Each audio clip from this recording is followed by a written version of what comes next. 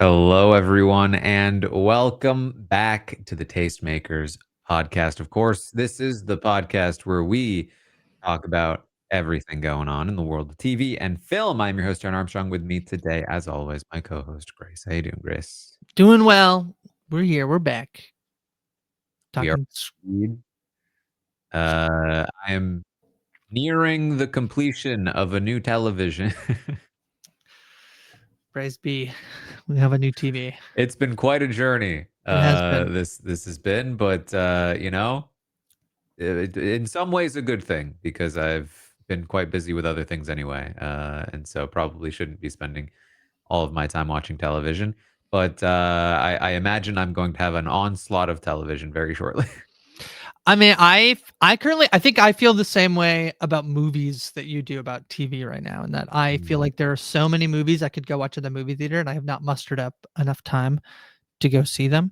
But there's too many, and then I'm like, well, there's probably stuff I missed in theaters that would come to VOD. Like One Battle After Another, I believe, is on. You can rent it, I think, at the moment. So I feel there's a new thing that happens to me. I don't know if this happens to you, Taran, but the day a movie that was in theaters goes on VOD, and then people start like sharing scenes and gifs from that movie. So like all this week, I just kept there was like a sort of a influx of One Battle After Another Mm. content of the scenes that people liked because people can now sort of like clip them. So that's kind of Yeah, a fun Twittery thing. I was watching like a YouTube video and they were using clips from One Battle After Another. I was like, geez, I haven't seen it Yeah, yet. so it's rentable now for everyone who wasn't going to go to the theater for 3 hours, which it is worth it. But you can watch I it at mean, home. listen, I don't even know if I can find it in theaters at this point. Maybe it'll need to be one of the first things I watch on the new TV. I'm not sure. That's a good choice. Good of choice as any, I think. Yeah. Yeah. Well, we are back. We are here to talk through some of the things. We are currently at a little bit of an every other week kind of schedule we got going on. Yeah. So there's plenty of things to catch up on, and still more to come in the coming weeks. Uh, so let's talk. I mean, obviously, number one thing, Hmm. even beyond any, because there wasn't really much, I think, news to talk about No. here. Like there wasn't really not a lot going on. But the number one thing, of course, has been Pluribus. That's all I've heard about over the last week or so since it started airing. A lot of people are loving Pluribus, and I have not started it because I'm waiting for the TV. Yeah. So the new Vince Gilligan show, Vince Gilligan, famously of Breaking Bad and Better Call Saul fame, going a little bit back to his roots a little bit. He was an X-Files writer, and so Mhm. Pluribus is very much I guess you would say sci-fi show about a contagion of sorts, but not so much in the like, whoa, I experienced COVID and can't do that. In a very much a different way. Stars Rhys Horn, who played Kim Wexler in Better Call Saul. And yeah, I had seen some notes from some critics about like this pilot is amazing. And I do think so. The first week they dropped 2 episodes, episodes 1 and 2. 3 came out, I think, this past Friday. And I really liked it. I did think I do think it's really good. I think it's a really great premise. It sort of gives me some Lost vibes as well in terms of like this is going to be, I think, a very fun mystery box show. So you're going to get to engage with that, which I do feel like is a different tone than Breaking Bad and Better Call Saul.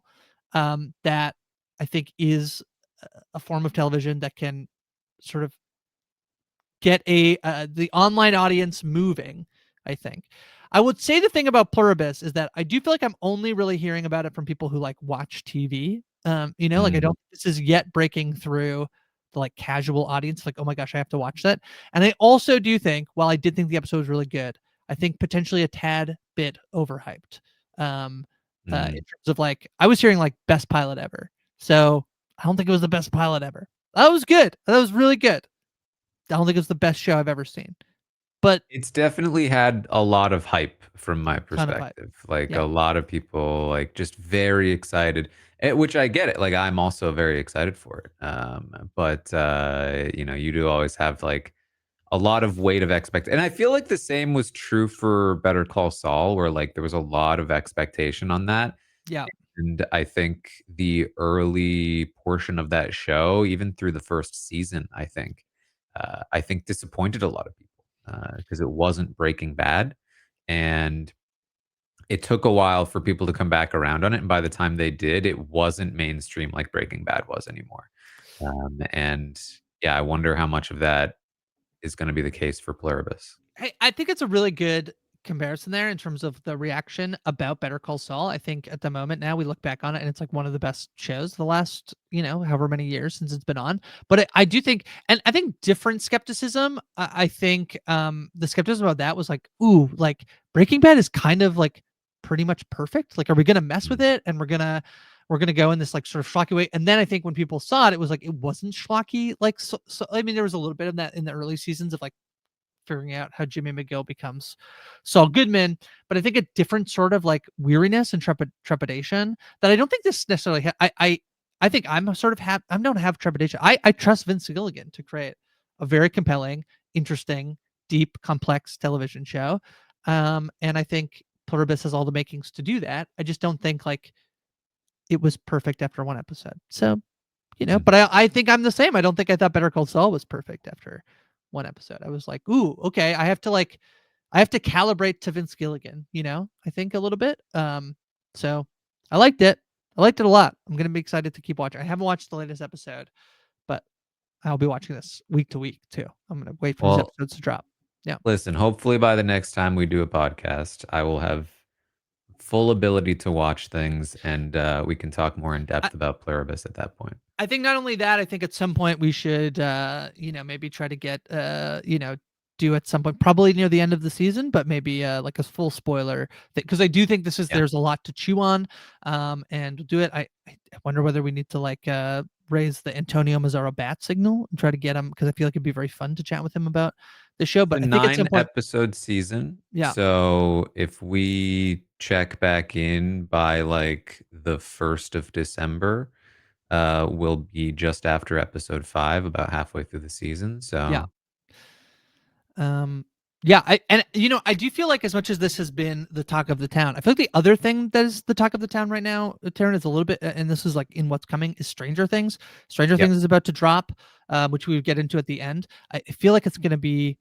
This is a show that I think is going to be like Pluribus. I mean, it's going to be like a little bit under the radar because like we're going to have like the behemoth that is Stranger Things, and quietly Pluribus is probably just going to be the best show happening right now, and maybe by the end of the year will be the best show. But Stranger Things is about to dominate. I already feel like it is. I feel like everyone's doing a rewatch of Stranger Things because it's coming. Like, if you ask people what's the best thing they're watching right now, I think a lot of people will say, I rewatched the first season of Stranger Things and it's incredibly good, which I'm Yeah, I doing at the mean, moment as well. it's the kinda thing where, like, I do feel like it was losing some steam. I think that the last season, um, kind of kicked it back into gear. I think season 3 was probably the weakest one in terms of reception. That was the one that they had the whole side plot episode, and they were at the mall, I think, for a while. Um, Season 2 had the yeah, weird, like, we're probably going to do a spin-off episode. yeah. But and season 3, Russia as well. Is that all Russia stuff? Right. It was season 3 really got a little off the rails. Season 1 obviously phenomenal. Season 2 kinda carries, that momentum. Season 3 was when it felt like, "Uh-oh, is has this show lost?" For me, at least, and I think I saw a lot of this sentiment around, like, "Has the show lost it? Does it have enough to carry this many seasons?" Then season 4 came in and really, like, stepped up their game, I felt. I felt like season 4 was very good. It had a very different structure in terms of, like, how it was presented. Every episode was like an hour and a half almost. Like, 75 to 90-minute episodes. And the finale was like 2.5 hours.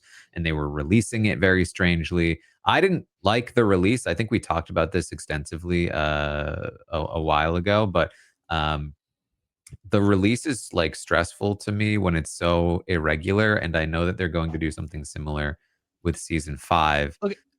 They do feel a little different. What I will say is season 4, and you said last batch. That actually is correct in the terms of they released 7 and then 2 for season 4. It was Yeah. and that was about a month apart ish, end of May. Then they dropped the last 2 episodes on July 1st, Yeah. probably before the July 4th weekend. This time they're going 3 holidays with releases. So season 5 is going to be 4 episodes next week on Thanksgiving, 3 episodes on Christmas Day, and 1 episode on New Year's Eve. That to me, although I do feel like that's like a little unclean to like say, I think if you just think about like, for the next holiday time, like people are going to binge watch a bunch of Stranger Things. That's what they're doing. And I actually think this will prove to be extremely beneficial for them in terms of how much people will watch this. And I think this is kind of like the best of both worlds in terms of um binge dropping all at once and like not letting there be cultural conversation about a show with a staggered release that is still in a binge drop format. I think this could be really successful for them. I kind of feel like the like 7+2 that they did for season 4 was kind of successful as well. I don't doubt that it's successful given the fact that they keep doing it. Yeah, But it's not yeah. something that I enjoy. Like, at this point, they're premiering on November 26th. 26th, December 25th, and December 31st is the Yes, plan. Yeah. they're premiering the first batch November 26th, which is just over a week from now, which also happens to be one day after my book is published, Oh November wow. 25th. Do you think that's why they did it, to try and like scoop you? They're trying to scoop me. They heard me complain about the release dates. Listen, the 26th is the day before Thanksgiving, right? In America, your Thanksgiving is next Thursday. Is that right? Yeah, I think it'll be the 27th. Yeah, so they just want Uh, people to watch it on Thanksgiving, and then they want people to yes. watch, you know, the other one on New Year or Boxing Day, day after Christmas, and they want people to watch the finale on New Year's Day. That's what they're hoping, I think. So Yeah. I mean, 1, 2, 3, 4, 5, it's a 6. 4-3-1 drop. I mean, it's to the point where it's like, for me, I would just prefer just like drop 2 episodes to start, end with 2 episodes, give us a weekly release, something like that. You know what I mean? Like, it's Yeah, this like, yeah. okay, I have 4 episodes to watch in this period of time. Then I have to get back into it a month later with another like 3 episodes. And then by like, there's no way I'm going to finish those 3 episodes by the time the finale's out. So then it's like, that might as well be, it's just, I don't know. It's a whole thing for me. I don't like it. But I I kind of like it. I kind of like it. I don't know. I like typically hate the Netflix release model, so I like it. I don't know. We'll see. Well, I think people are excited. Obviously, it's the final one. I think that we've seen this before, where like people come back for the final go around for shows like this. They remember way back when it started airing. I think so many people are rewatching the show right now. So many people are like, "Yeah, just finished the season 1 rewatch." Whether or not people will do like 2, 3, 4, I don't know, but I do feel like people are like amping up for the Stranger Things return. Mhm. So kind of fun. Yeah. So Stranger Things coming soon. But there's some other stuff going on here. You want to talk about what I I've been watched? hearing a lot. Okay. Did you watch any of The Beast in Me? I did watch the first episode of The Beast in Me. Yeah. I've been hearing a lot about The Beast in Me with Claire Yeah. Danes and Yep. Matthew Rhys. Yep. Pretty good, I think. I like it. I think it's all been released, so I have more to binge, but I did like it. Sort of like, as a psychological thriller. Is that what they're Yeah, I've been teasing it hearing as? thriller. I've been hearing like, oh, this is just it's really thrilling, and these two are really great in it. Yeah, produced by Jodie Foster and Conan O'Brien. Yeah, it's got a great cast. Brittany Snow and Natalie Morales are also in it. I really like it. I like it so far. I've just watched the first episode. It's sort of like immediately tense, and you're not sure what's going on. I like it. I think this is pretty good. Netflix, I feel like, does have this like I do like thrillers, and I like psychological thrillers. I don't mind one I can just sort of like add to my list. So The Beast in Me on It's Netflix. yeah, I don't know why. This is other than Pluribus, this is the show I think I've heard the most about that has aired, yeah, so far, because obviously Stranger Things I'm hearing a lot about as well. I feel like the other one Um, that hasn't got as much word is All Her Fault, which is the Sarah right. Snook Hulu show. I have not heard really anything about That's this. so interesting. I feel like I think it's a combo of seeing people who are watching it, but then also there was a lot of podcast ads for All Her Fault. Sorry, I said Hulu, but this is Oh. actually a Peacock show. So maybe I'm just like in my bubble. Unfortunately, I think I was getting this a little confused. Like, apology. Is it All's Fair? What's the Kim Kardashian? Yeah, I think All Her Fault and All's Fair. And so in my head, Mm. I pushed All Her Fault. Like I didn't watch it as much because All's I Fair is the new Ryan Murphy show with Kim Kardashian that, I've heard is god so bad. awful. I haven't watched any of it. It has a 4% on Rotten Tomatoes. It's supposedly so, Yeah, so bad. Like, if people are watching it just to hate watch it, which is fine. See, I said, oh yeah, all her fault is on Hulu. It's not on Hulu. It's on Peacock. All's Fair is on Hulu. that's Um, some unfortunate and naming I do think this is similarities. very unfortunate because I've heard people are quite liking All Her Fault so far, that's a mystery thriller. So I think between All Her Fault, The Beast in Me, and All's Fair, it's all been a little bit jumbled. Um, Mhm. yeah. Yeah, 2.9 there on IMDb. 2.9 on Pretty IMDb, bad, yeah. I pretty mean, it's bad. one of those things where, like, once it starts to get dogged on, it's gonna continue to get piled on most of the time. But, despite that, it's I still have just not heard any good things. Yeah, no, I've heard this is so bad. Um, the other one I think a lot of people were kind of talking about, Taran, is Death by Lightning, which Yes. is from the creators. It's an adaptation. But I believe, am I right here to say that the Game of Thrones folks, Benioff and Weiss, were involved in this? I think to some degree. Let me just see if I that's don't know to what degree they are not the true. creators. I think that they Um, were involved in this. Doesn't matter. This is about the assassination of James A. Garfield, who's president a bit after Lincoln, played by Michael Shannon, and then Matthew McFadyen plays the assassin, Charles Guteau. And I liked this 4 episodes. I'm a history buff, so I think that like I'm predisposed to maybe like this more than most people will like it. Like I have a tough time recommending this. I think Mc, McFadyen is really good as sort of this man who's clearly has what we would presume at the like what we would call now like mental illness. He has high ambition, and sort of the contrast here is like a man who wants to do everything to be perceived as great against a man who is sort of like thrust into a position of greatness because he's the type of man who like doesn't actually want it and therefore he'd be good at it. That's mhm, James A. Garfield. That's sort of like the push and pull of this show. 4 episodes was like just enough for me to just like sort of eat this up. I heard someone comparing it. They were like, I didn't know I loved Conclave so much after Conclave came out last year. And then there's like the Republican convention to like pick at the time, like the Republican, that's the party of Lincoln, like to pick the Republican candidate. And they, you know, James A. Garfield's name starts to get thrown around. And like I did like that a lot.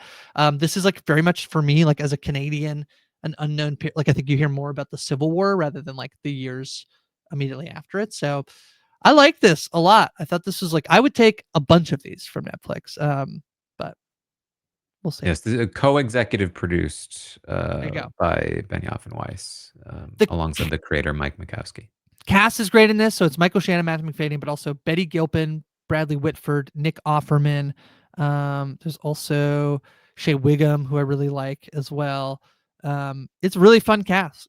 It's really good. Yeah, Yeah. I I've mean, heard really good good.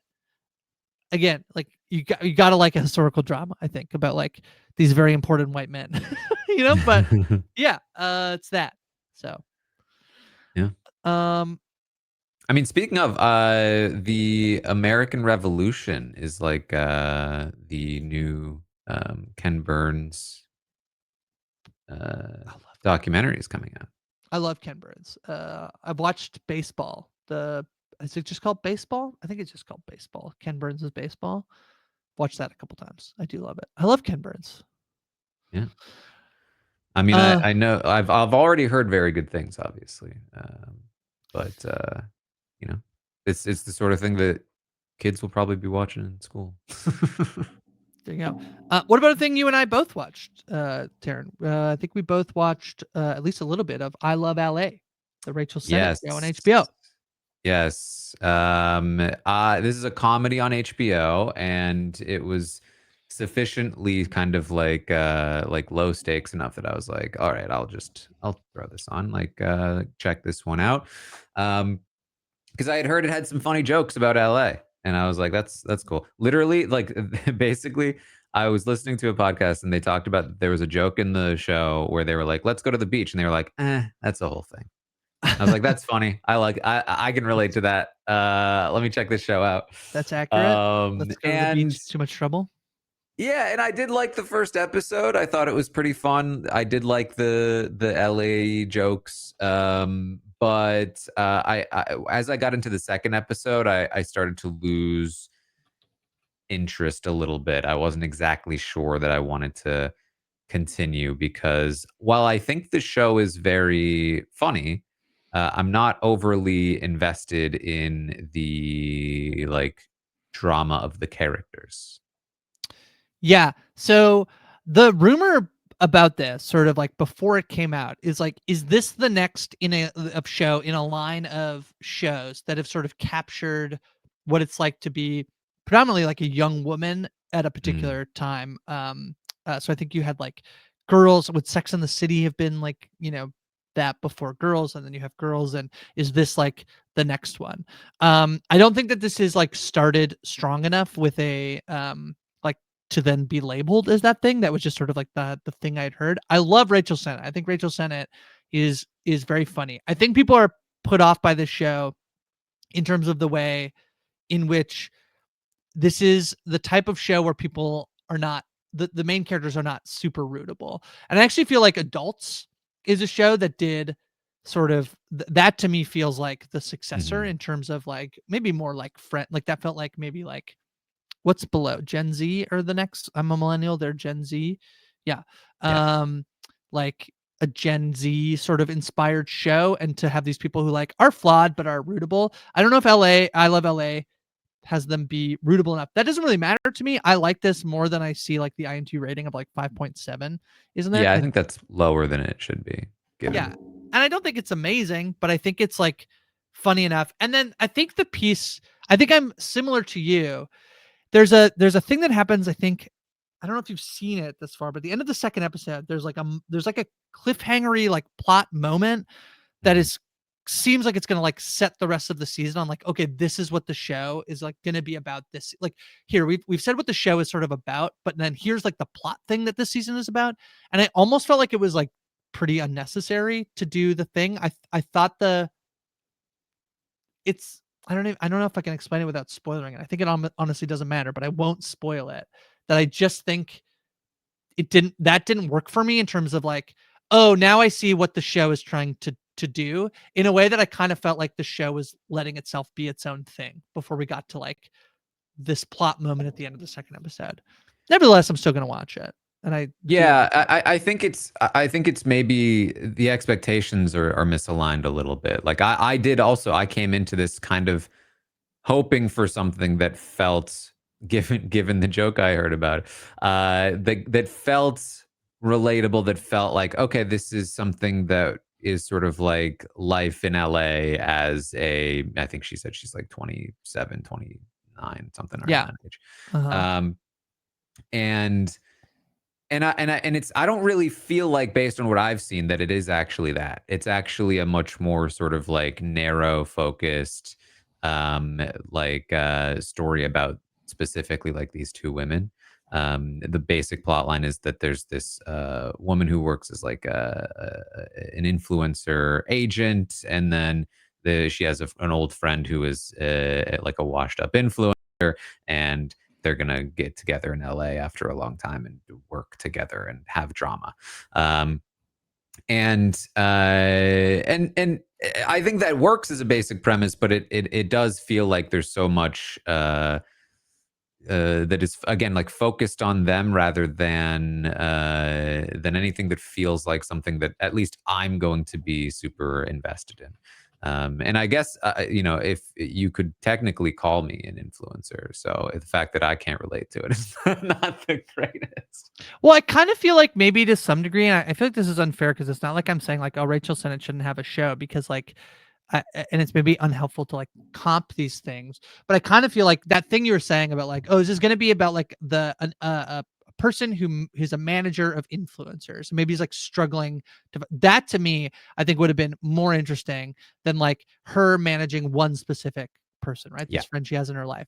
Yeah, But to exactly. me, then I'm like, well, like you kind of already have like the sort of like B team of hacks, and I say that like lovingly, like I really like hacks, even if I think the show is sort of like trying to figure out how to get towards the end of that show.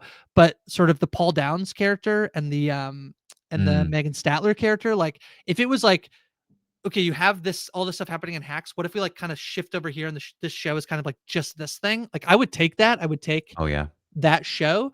Um and then I kind of feel like to some degree, like people are talking about like this idea that like Rachel Sennett's character and the characters in the show are kind of unlikable. I'm also like, man, if you want a show where the character's kind of unlikable, I feel like you should watch Too Much, which is the Netflix show that Megan Statler did do. And I feel like that's doing sort of this like sort of kind of unlikable person thing a little better. This is the Lena So Dunham. this is the Lena Dunham show, which again, I to speak as like I heard it, I Love LA being sort of like a girl Right. successor. Like I don't think that Too Much is a girl successor, but Megan Statler feels in line with Lena Dunham, but that maybe makes sense because Lena Dunham is like a producer and a star in the show. So I kind of feel like again, I think I Love LA is like fun and it's good. It's just not like amazing, I think, which is I was expecting amazing because I love Shiva Baby and I also love uh I Used to Be Funny. Is that the name of the other thing Rachel Sennett was in that I really like? I think she's got like real good writing I Used to Be director. Funny, yeah. Yeah, I Used to Be Funny. I love that. That is a. I'll give a content warning for that one. That is about a woman who has been sexually assaulted and is trying and is Mm. a stand-up comedian trying to like figure out how to move past that moment. In which case she's saying I used to be funny. Um, that's really good. I Love LA is not for me quite hitting the Shiva Baby I Used to Be Funny um, levels that Rachel Sennett I think can get to.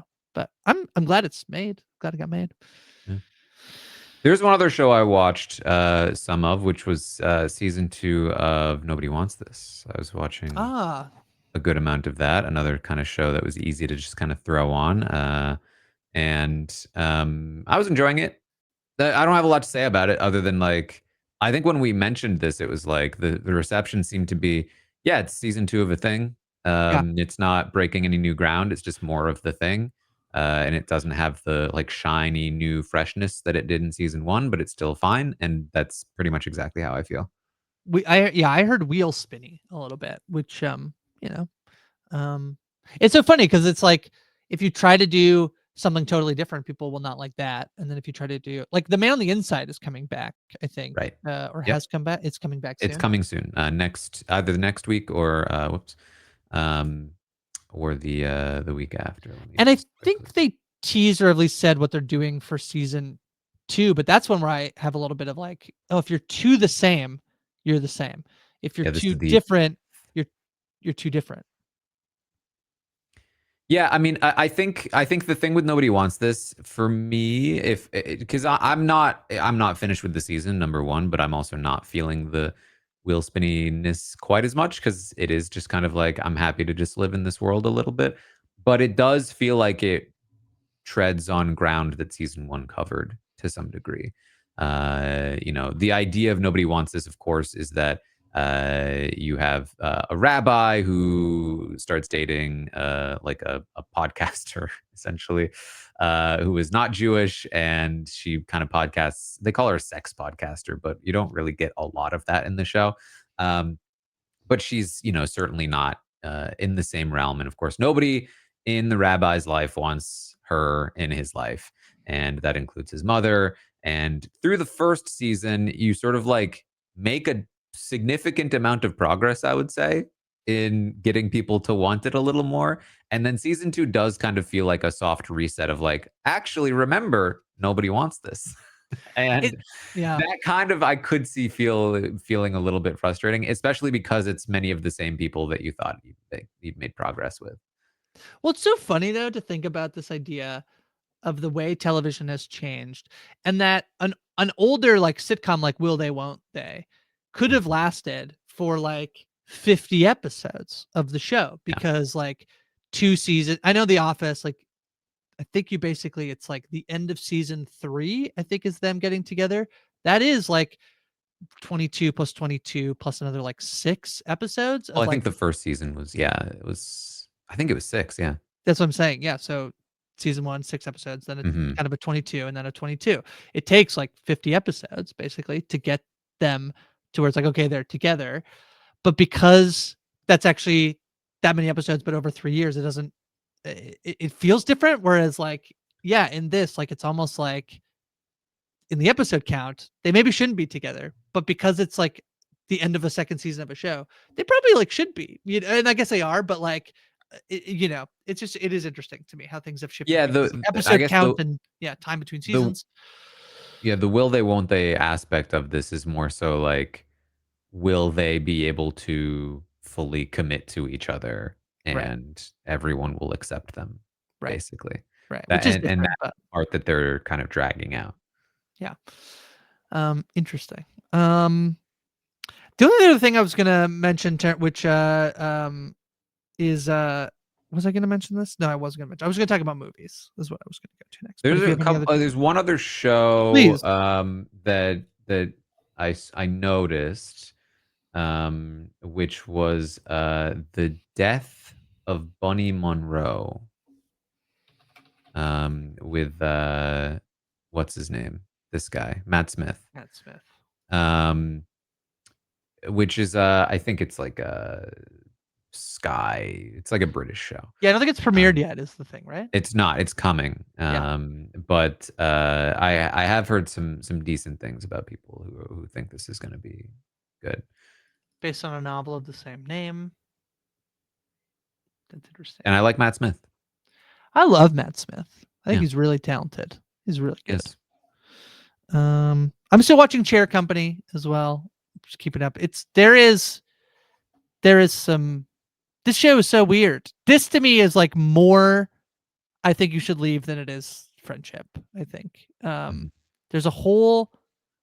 Are you caught up on this? There's a whole No, thing at no. the end of a recent episode that is one of the most absurd things I've ever seen on television, and like in the most Tim Robinson way.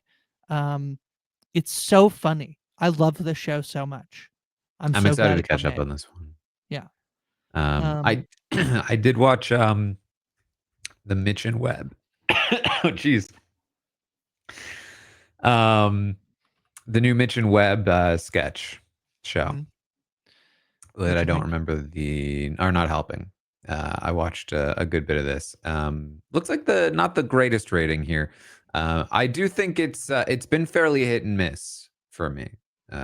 This like titular, not titular, but this the sketch on the poster, which is like the sweary Australian thing, was by far my least favorite sketch in episode 1, and it's the one they recur the most.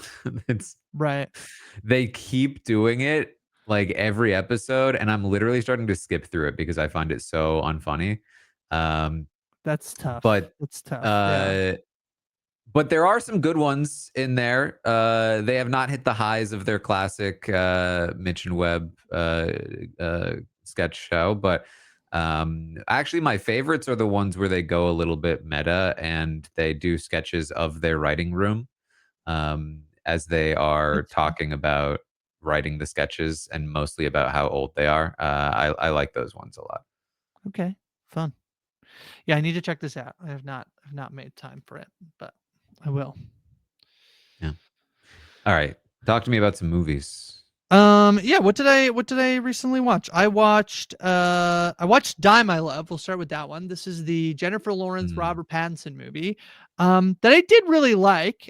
This is in the vein of many movies that have come out recently about motherhood and the challenges of motherhood. And I think Jennifer Lawrence is really good in this.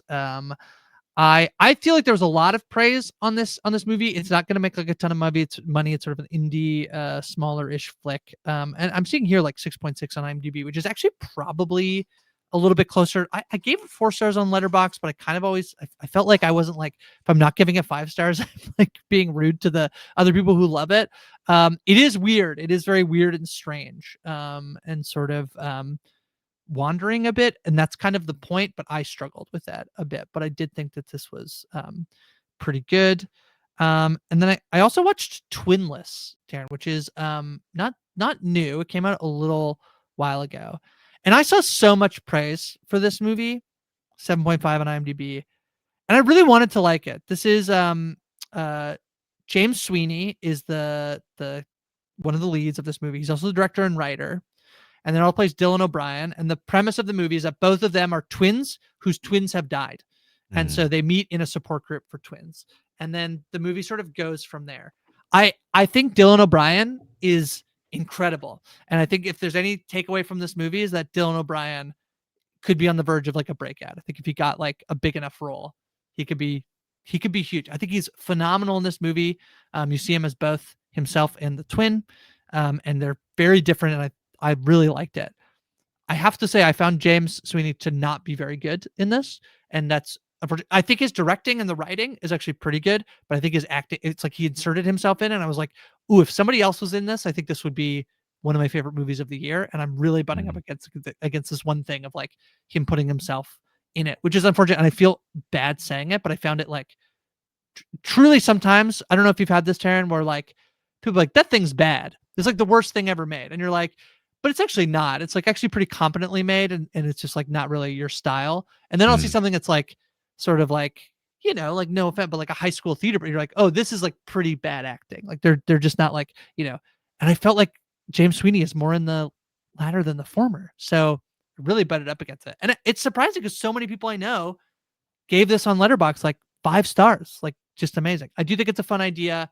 I think the writing and some of the director choices are really good, and Dylan O'Brien is amazing, but that's Twinless. Yeah, I do think that like I've had this experience too where I think that some people aren't as bothered by like you can have acting that's maybe not like the best, but for some people like that won't bother them, and then for other people like it really will. I have movies like that as well where I'm like, oof, but then it just doesn't bother some people. It's because like I guess the rest of it kind of carries enough.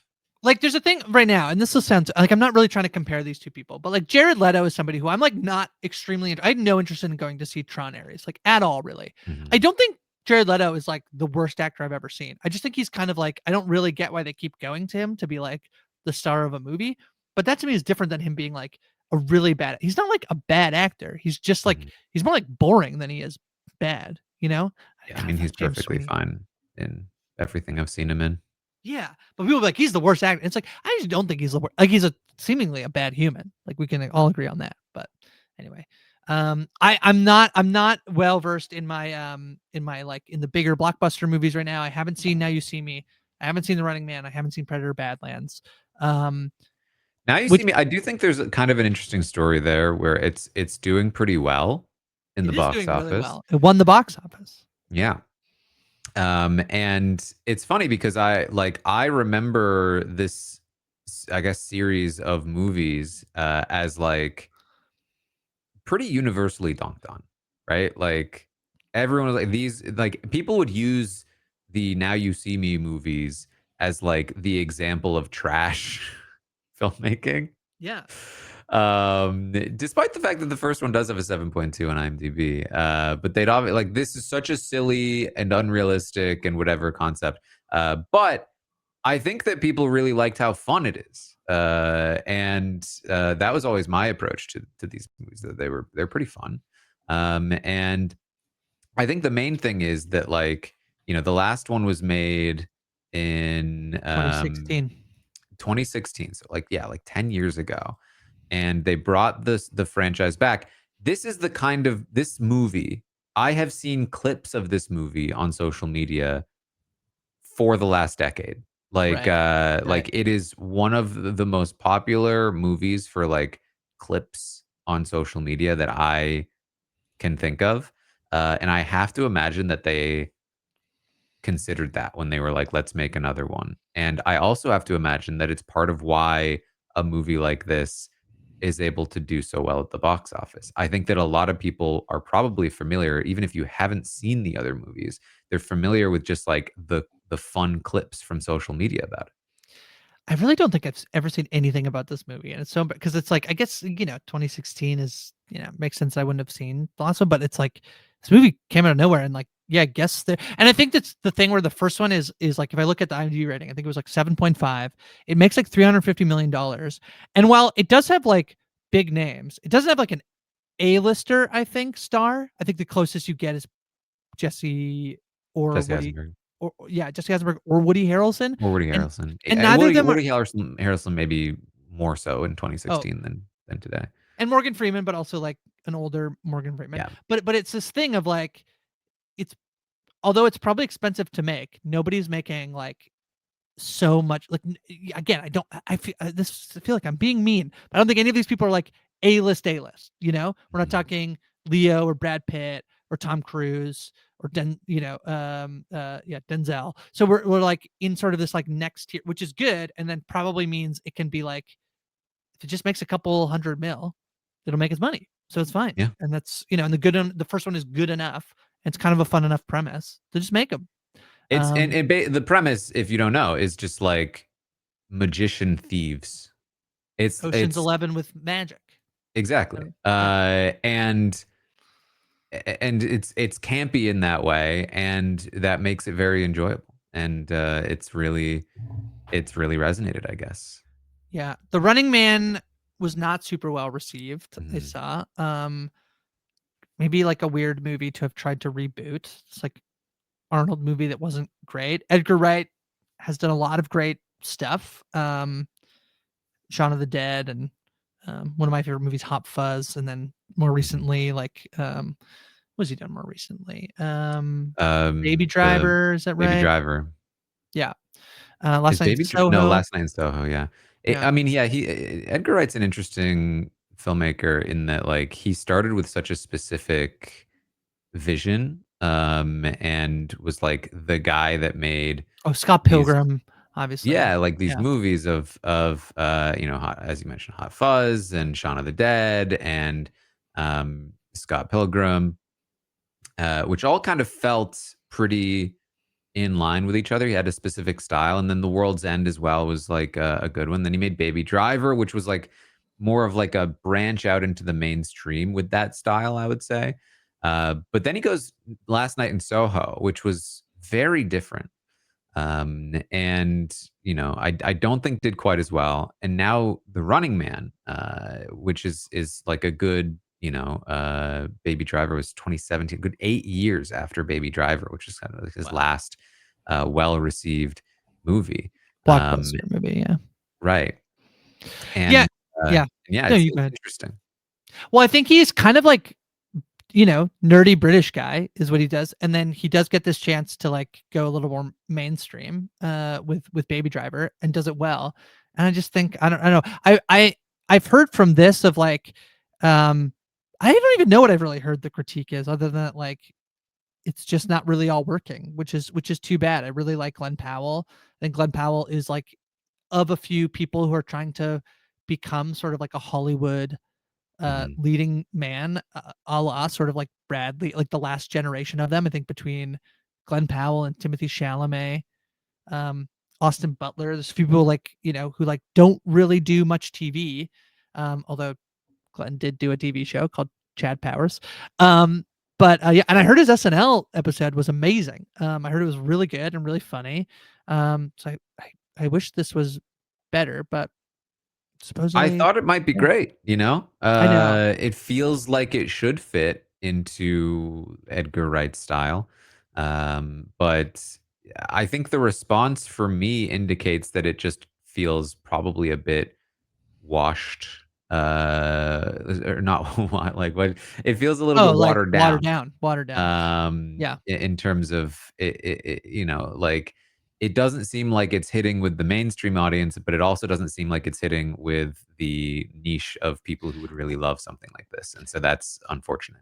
Here's the thing. I had a ticket for this, and refunded it. I was like, I just don't want to go. And I feel like the problem about this is, from what I can tell, is not a bad movie. Like I was talking about this thing before of like people need to know what's bad and what's not bad.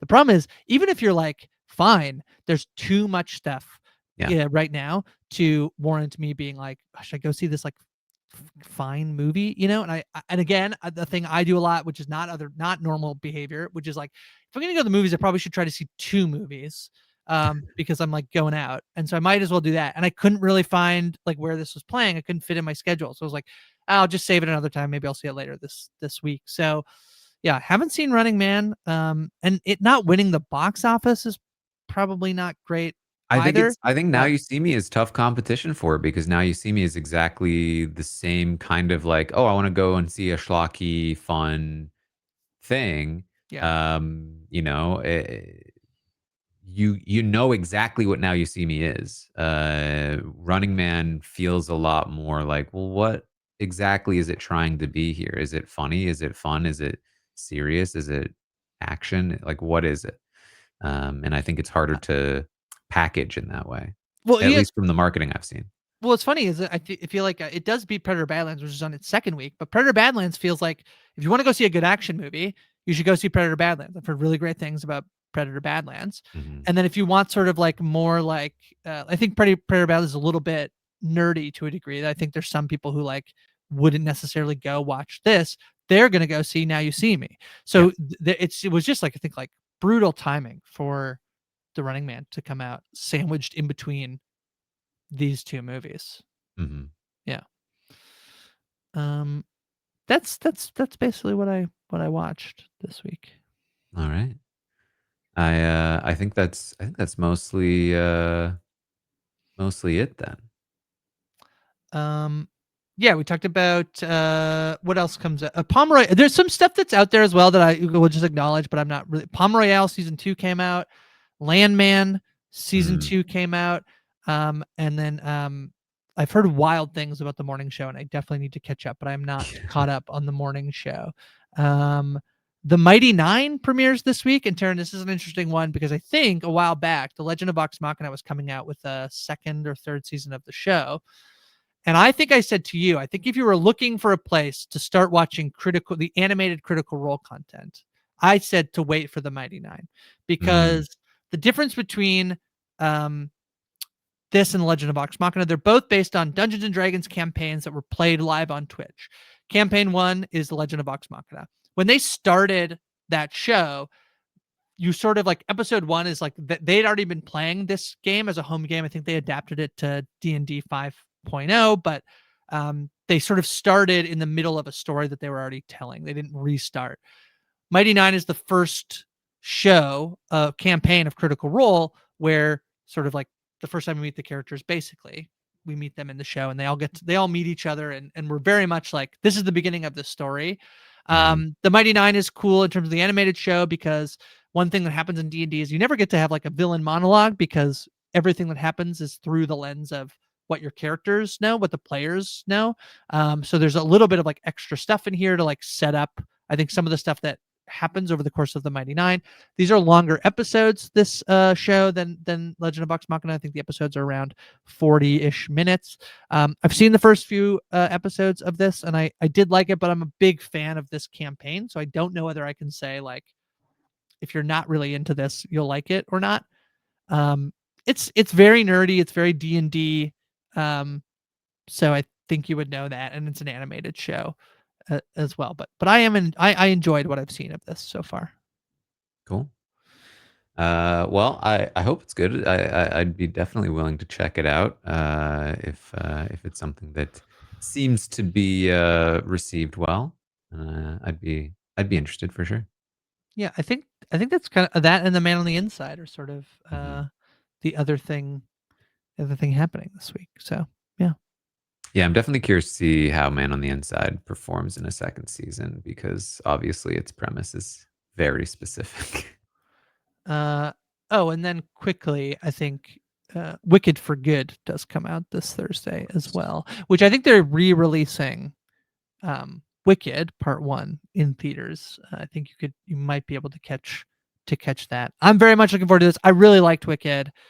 I thought it was good. They've added new songs. It's sort of like it'll be. I feel like what's interesting is for the week that this is coming out, unless it really ramps up this week, the press tour has not been as enormous as the press tour for Wicked was. And that I feel like it would have been about a year ago that we were getting the like we're holding space for Defying Gravity, the holding of the Mm. pinky. Like that was a wild press tour, and I don't feel like we've had the same level this year. But I did see that Ariana Grande got, like, attacked. she got hugged, yes, somewhere they were overseas. She did get Yeah. attacked. She did get attacked. I don't mean to like Oh, that sounds yeah. like I was being dismissive, but like I think the person was like loved, like wanted to touch her. That is what happened, and that's Yeah. wrong, but it happened. Rento Family also comes out. Can I pause Yes, for a second? yes. Rental Family comes out this week as well. This is a Brendan Fraser film. He plays an actor working in Japan who is hired for various acting gigs, including some more unusual acting roles. Mm. Including so like the one there's like a B plot in this movie that isn't like I feel like Rental Family, you maybe can make some assumptions about the movie, but there's like one of Mhm. the plots in the movie is he's at the same time been hired to pretend to be a journalist interviewing an older man by his daughter, so that the old man thinks at the end of his life that like his life is being documented. So there's a little bit Mm. of like moral, like, is that a thing you should do to your elderly father who's going to pass away? Should you like make him think that he's going to like get maybe even a book? Is he saying he's writing a book? I can't remember. So he's being interviewed, and I can't remember the exact reason why she wants that done, but there's sort of like a moral um thing. Should you hire people to be actors to trick other people into thinking this is but Well, that's that's sort of part interesting. of the premise of the movie, which I think is Yeah, I mean, good the premise. premise of, Ikiru, way Right, way back when right. of, the fame. I love this movie of, I love like, this movie too. Yeah. should you tell this was, like, a thing culturally in Japan, at the very least at the time, which was, like, should you tell, somebody, an old man that he is dying, or should you let him live in ignorance, so that he doesn't have that burden? This was there's a remake in 2022 called Yes. Living with Bill Nye, which I also think is like Yeah. pretty good. I like it. It has Amy Lou Wood in it. Mm. In Living of I liked Living. Notice I thought it Pam. was good. I like Living too. Um that's what I tell myself. Depression. I think Living is good. Anyway, Yeah. Pretty good. pretty good. Pretty good. Yeah, that's the new stuff. I would recommend Rental Family. I think it's probably going to be like in the Oscar conversation. Brendan Fraser maybe even gets nominated. Maybe. I think it's a little bit of a long shot, but if you're an Oscar-y person, Rental Family is one I would recommend checking out. Mm. All right.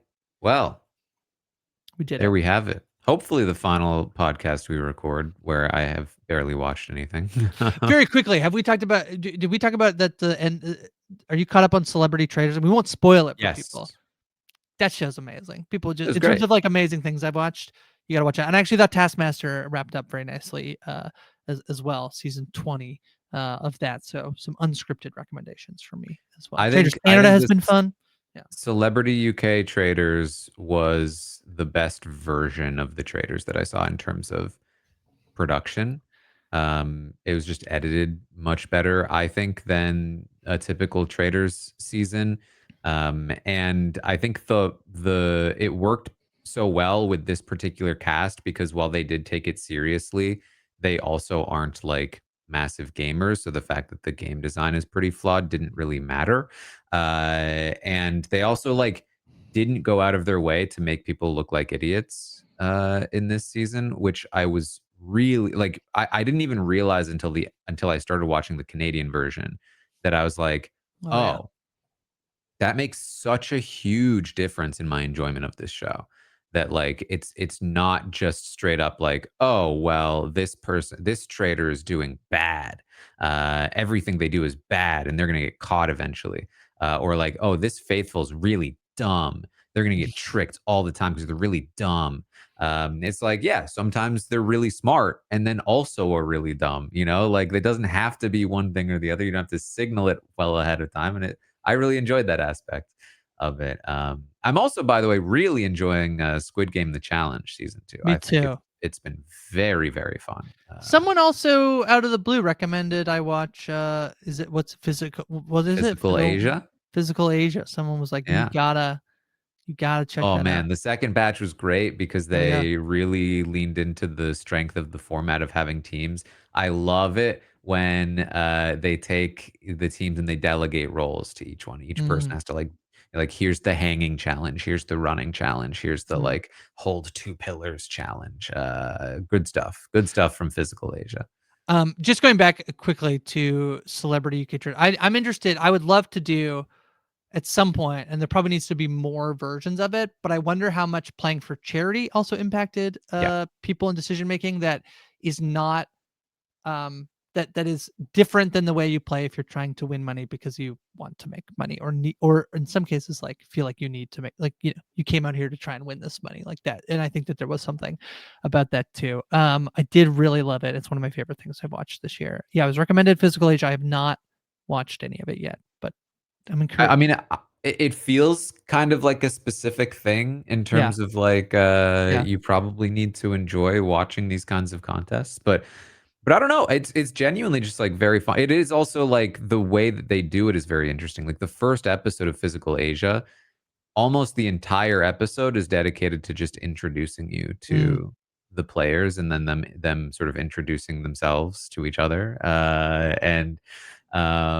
through all of it, you still barely know because there's so many competitors that but it's still, I don't know, something about it works Well, and I really enjoy it. I wonder whether there's something speaking of like sort of on the same idea that like Celebrity Traders was playing for charity and there's a different thing. There's something to me. Whereas Fizzle, like what country produces Physical Asia? It's a Korean Is it show. Korean? The original is Physical 100, which was 100 Korean athletes, but this is like teams of different Asian countries. Well, the thing is, I feel like there is a way in which, and streaming has affected this a little bit, but there is a way in which television in America and game shows and reality shows are formulaic to a degree. Yeah. Like Survivor would never probably do, and part of where they got most of their biggest backlash was the idea that like, oh, at the end of this episode, someone isn't voted out. Like we're doing like a Redemption Island or an Edge of Extinction, but like that is so formulaic. Every episode is this and then this and then this and then this. Where I think that sometimes other countries are like there's a flexibility to their structuring of things, that even like if you look at the way Celebrity Trader like that, it can be very formulaic by the end of it, where it's like every episode starts with Mhm. the kill at like the night kill, and then by the end we do the round, and that's sort of like the flow of it And with I leaving on the cliffhanger. But yeah, And I honestly, that was my least favorite part of even the Celebrity Traders is that the formula for the episodes doesn't work super well for me. I don't think they stop it at a good point.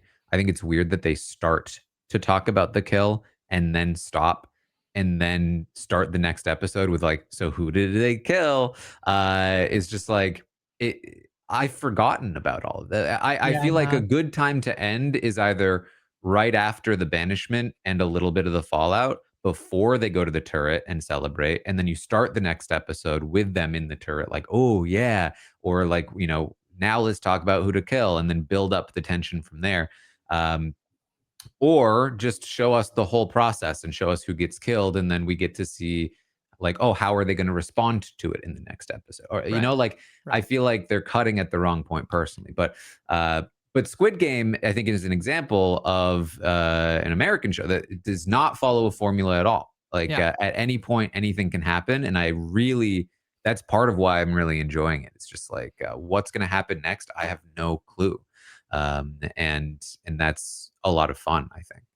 Can I tell you the other thing about the trailer? The format, like the game is like the game design. There is a flaw to it. The other thing is like I know that they want like a finale thing where they do something different, but they should just play the game out the way that like a game of Mafia works. Where like if you didn't get them, the game goes. They need to. They should just do that. I don't know why they like. I think that they like this idea of like the throwing in the fire and making a choice and this like something different that feels finale like.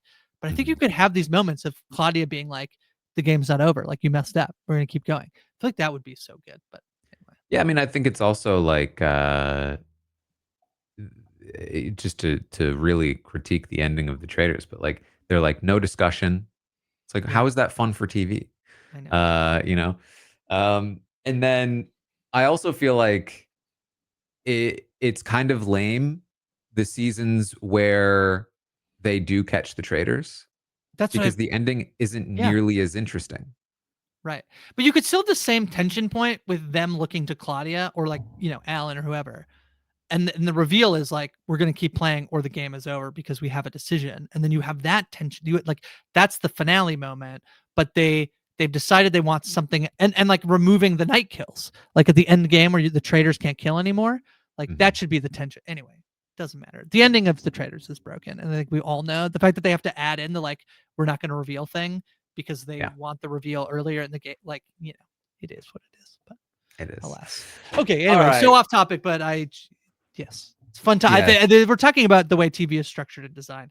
So it's the scripted portion of television that you and I are talking Yeah. about. Yeah. Well, if you want to hear my thoughts on all of those shows that I just talked about, I'm watching them on Patreon, having a very good time. That's where I'm watching the bulk of my TV at the moment, and that includes Physical Asia. I've got a whole batch of Squid Game episodes coming very soon, and so having a good time over there. Check out my Patreon. Of course, my book is also being published, as I mentioned, just over a week from now, the 25th. So make sure you get your orders in. I just signed a very large amount of them at my How was local that? bookstore. How was that? It Signing was all day. painful. Did you get into the moment where you felt like you had to like you're like, oh, I'm not really I'm losing the signature, or do you have an easy signature to like No, it got better over time for the okay, most great. part. There wasn't like basically I was really hurting my shoulder Yeah. because I was standing and signing stacks of books. And so I guess like it was my opposite shoulder just started getting really painful. And then Yeah. there was one portion where I was just standing still and just the books were being replenished Right. as I went. Right. And when that happened, I literally my eyes started to go blurry because I Yeah. was like Yeah. not moving. And so it's like your eyes start to like not pay attention to things that are the same, but, like, everything was Yeah. mostly the same, and so it was, like, Yeah. hard to even see at one point. It was very interesting. Yeah, I've heard people talk about like their partners will be like watching, like they get sent it to their home and they like sit and sign, and the partner will come over like, I'm gonna need you to either take a break or you have to be signing these better because you're like trying to do the same thing over and end up. That doesn't really look like my signature. Not that I always think signatures look exactly like signatures, but Mhm. is that deal at was it Target, Taran? Where is that still a thing? I don't know Too? if they're still doing it, but you can certainly check. There was a deal at Target where you could, get a buy 2, get 1 free, So and I yeah, it's don't think okay. it's still available, but yeah, that was a fun promo because there are currently 3 RHAP books, That's for right. sale. So most importantly, make sure you pre-order Taryn's book. And again, I'll say this on your behalf. Again, I think Steven said he feels like you're like told now you're not supposed to do this, but it's very helpful to pre-order the book. So please pre-order Mhm. the book. And if you ordering Terrence, you probably are also interested in Stephen Fishback and Rob Cisternino's books as well. So Yeah. yeah. How about you, Grace? What are you up to?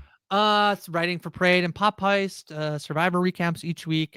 This past weekend I was live on Twitch for 24 hours. That last stretch really got me, Darren, I have to admit. But I was raising money for my old summer camp who was trying to rebuild their toilets. It's a camp for children with type 1 diabetes.